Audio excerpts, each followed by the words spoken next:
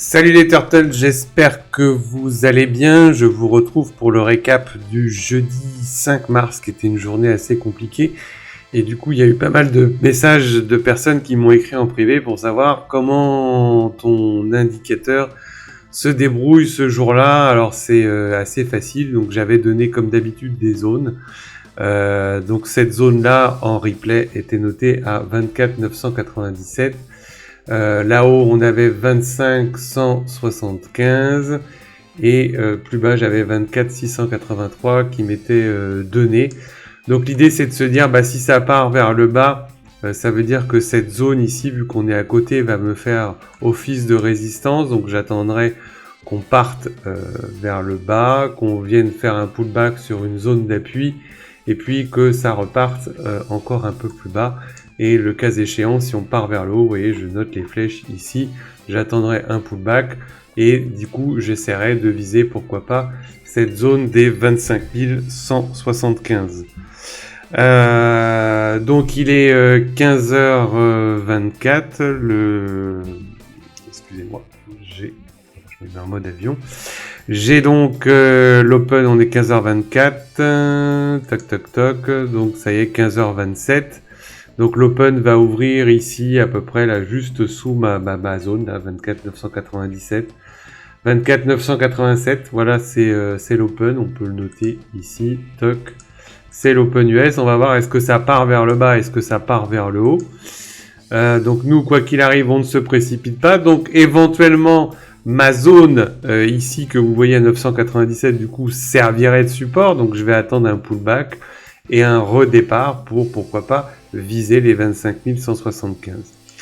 Donc le trade part, vous voyez ici, on le laisse partir, il fait sa vie, et puis à un moment donné, vous voyez, ça commence à retracer. Vous voyez qu'ici, il y a une zone d'appui qui s'est dessinée, une frontière basse.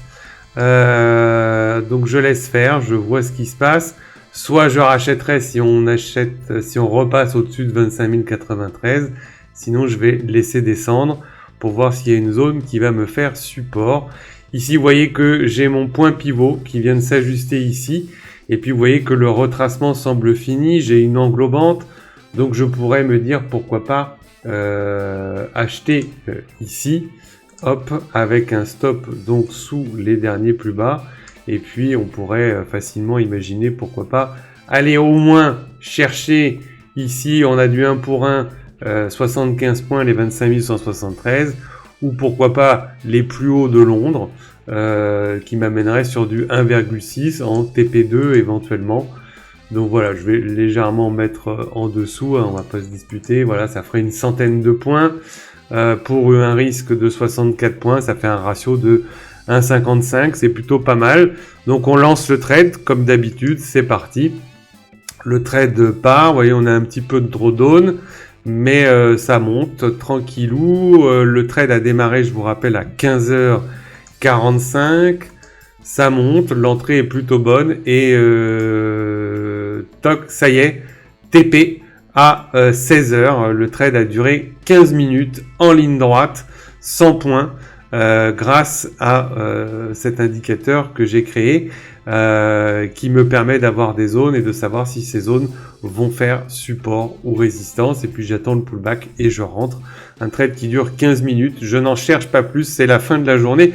Donc si vous souhaitez nous rejoindre dans la turtlesacademy.com, eh bien vous tapez sur internet turtles-academy.com. Vous arrivez sur mon site.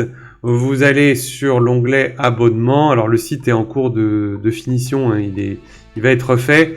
Ça a été mis à jour exprès. Donc soit vous avez la possibilité d'accéder à tous les indicateurs et de vous débrouiller tout seul, ou soit vous avez l'option Live Nasdaq, où dans ces cas-là, je vous donne ces fameuses zones de support-résistance où vous n'avez plus qu'à attendre le pullback à rentrer.